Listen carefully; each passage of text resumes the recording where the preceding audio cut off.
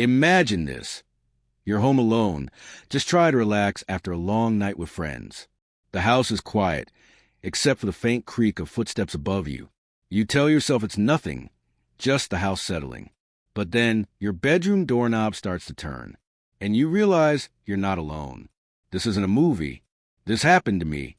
And by the end of this video, you'll never leave your door unlocked again. Okay, let me set the scene for you. I was living in the downstairs apartment of my parents' house at the time. It wasn't a bad setup. I had my own space, a mini kitchen, a living room, and my bedroom down the hall. But here's the thing.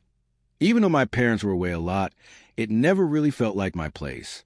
I always had this nagging feeling that I didn't have total privacy. And, well, turns out I was right. What happened that night still gives me chills when I think about it.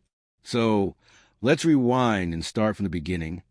It was a Friday night, and my parents were out of town for the weekend. Perfect, right? No rules, no curfew, no one to tell me to keep it down. I had my two friends, Anthony and Jay, over to hang out. We were just chilling on the couch, watching a hockey game, blasting music, and having a few drinks. Nothing crazy, just your typical guy's night. By the end of the game, we were all pretty buzzed. And since my friends had been drinking, they decided to crash at my place. The couch was huge, so it wasn't a problem. We called it a night, and I went to my room, locked my door, like I always do, and passed out. Everything seemed normal until it wasn't. A few hours later, I woke up to the sound of footsteps upstairs. At first, I didn't think much of it. I figured it was just one of my friends going up to grab a drink of water or something. But then I heard it. The sound of my bedroom doorknob twisting.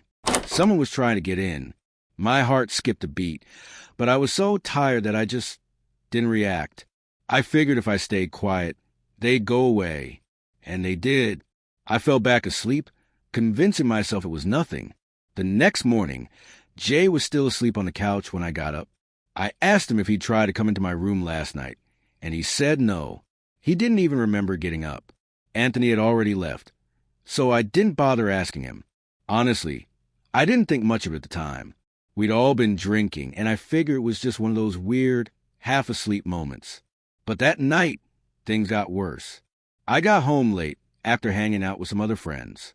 I was exhausted, so I crawled into bed and turned on the TV for a bit. As soon as I turned it off, I heard it again, footsteps upstairs. This time, they were louder. My heart started racing, and that nervous feeling in my gut came back. I tried to convince myself it was just the house settling, but deep down, I knew something was off. And then, the doorknob moved again. This time, there was a light knock. I froze. My mind was racing. Who the hell was in my house? I grabbed my phone and started texting everyone I could think of, my parents, Anthony, Jay. No one answered. I didn't know what to do. I wasn't about to call out, "Who's there?" like some horror movie character. Instead, I quietly got out of bed, grabbed the closest thing I could use as a weapon, and hid behind my dresser. I waited and waited. Nothing happened, but I wasn't taking any chances. I called 911 and whispered to the operator what was going on. I stayed on the line until the police arrived. When they got there, I handed them the key through my bedroom window. Thank God I was on the first floor. And they searched the house. Downstairs was clear. Upstairs, not so much. When they got to my parents' room, I heard shouting. I peeked in and saw the officers yelling at someone under the bed. My stomach dropped. They pulled out this guy, tall, dirty, wearing a sweatshirt and shorts. He looked like he hadn't slept in days. The police asked me if I knew him, and I said no. The way he looked at me, I'll never forget it. It was pure hatred. Turns out, he was homeless. The police said he must have gotten in through an unlocked door. But here's the thing. I don't remember leaving the door unlocked. And the scarier thought? What if he'd been in the house longer than that? What if he'd been watching us the whole time? The police took him away, and I immediately called my parents to tell them what happened. They were shocked, of course, but since nothing was stolen, and the guy was homeless, they didn't press charges. I spent the rest of the night texting everyone I knew, trying to process what had just happened. But here's the part that still keeps me up at night. What if I hadn't locked my bedroom door? What if I hadn't called the police? What if he'd been in the house for days, just waiting for the right moment? I'll never know for sure. But what I do know is this: I'll never take my safety for granted again. So, what's the takeaway from all this? First, always lock your doors, even if you think you're safe. Second, trust your gut. If something feels off, it probably is. And finally, don't be afraid to call for help. It's better to be safe than sorry. This experience changed the way I think about privacy and safety. It's easy to assume that nothing bad will ever happen to you, until it does. So learn from my story. Don't make the same mistakes I did. If you ever had a close call like this, let me know in the comments. And if you want more real-life horror stories, hit that subscribe button. Trust me, you don't want to miss what's coming next. Imagine this. You're home alone, just settling in for the night. The house is quiet, but something feels off. You hear a faint scratching sound coming from the walls. You tell yourself it's just the house settling. But then the scratching turns into knocking, and you realize you're not alone. This isn't a movie. This happened to me. And by the end of this video, you'll never ignore strange sounds in your house again. Let me set the scene for you. I was living in a small, older house at the time. It was one of those places that had a lot of character. Creaky floors, drafty windows, and a basement that always felt a little colder than it should. I'd been living there for about 6 months, and for the most part, it felt like home. But there was always this one thing that bothered me: the walls. They were thin, like really thin. I could hear everything: the neighbors, the wind, even the pipes groaning at night. But one night, I heard something I couldn't explain, and it changed the way I thought about that house forever. It was a Thursday night, and I was home alone.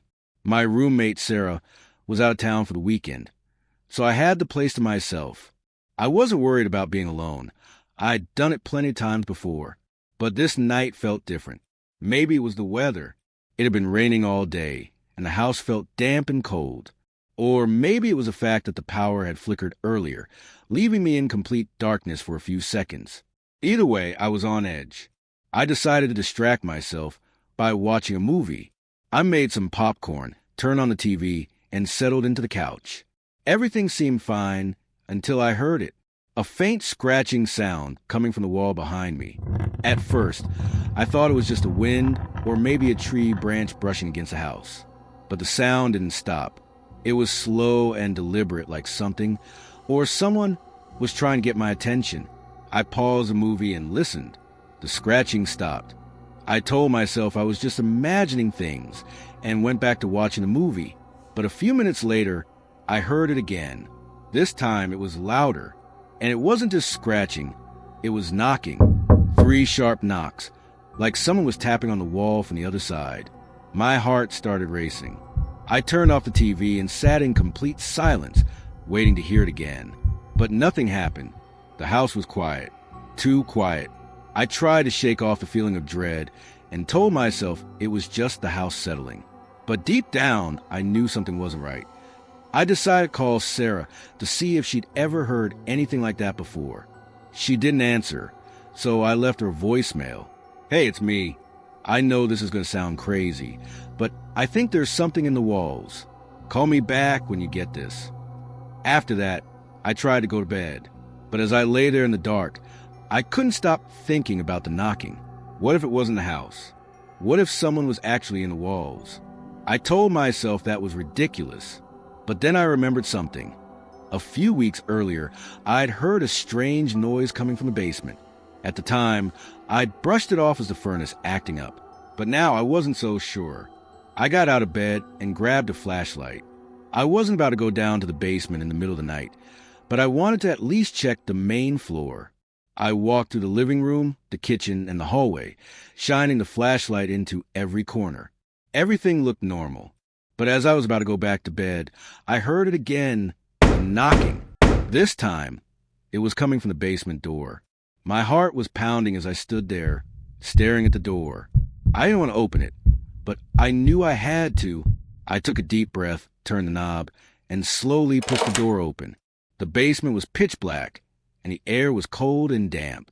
I shined a flashlight down the stairs, but I couldn't see anything unusual. I was about to close the door when I heard it, a faint whisper. It was so quiet that I almost missed it, but it was definitely there. I froze, my hand still on the doorknob. The whisper came again, louder this time. It sounded like someone was saying my name. I slammed the door shut and locked it. My hands were shaking as I backed away from the door. I didn't know what to do. I thought about calling the police, but what would I say? "Hi, I think there's something in my basement whispering my name." They'd think I was crazy. I ended up spending the rest of the night on the couch with all the lights on. I didn't sleep at all. Every little sound made me jump, and I kept imagining the basement door creaking open. By the time the sun came up, I was exhausted but relieved. Whatever had been in the house, it was gone now, or so I thought. The next night, I was determined to figure out what was going on. I set up my laptop in the living room and started recording audio, hoping to catch the knocking or the whispering. I also left the basement door open, just in case. Around midnight, I heard it again, the knocking.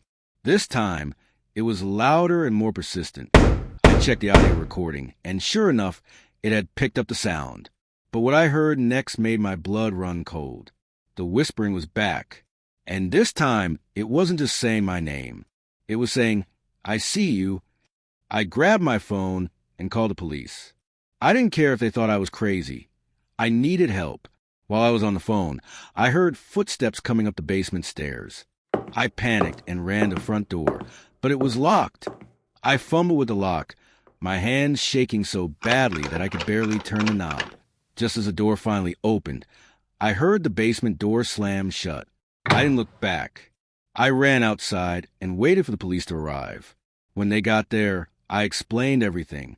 They searched the house, including the basement, but they didn't find anything. No one was there. But as they were leaving, one of the officers noticed something strange. A small hole in the wall near the basement door. It looked like it had been made recently. The officer shined his flashlight into the hole and saw something that made my stomach drop. There were scratch marks on the inside of the wall, like someone or something had been crawling through the walls. The police told me they couldn't do anything else, but they suggested I call a contractor to check the walls. I did, and what they found still gives me chills. There was evidence that someone had been living in the walls. Empty food wrappers, a blanket, and even a small notebook with my name written in it over and over again. I moved out of that house as soon as I could. I never found out who or what was living in the walls, but I'll never forget the feeling of being watched. It changed the way I think about my safety in my home. So, what's the takeaway from all this? First, always trust your gut. If something feels off, it probably is. Second, don't ignore strange sound in your house. They could be a warning. And finally, don't be afraid to ask for help. It's better to be safe than sorry. If you've ever experienced something like this, let me know in the comments. And if you want more real-life horror stories, hit that subscribe button. Trust me, you don't want to miss what's coming next.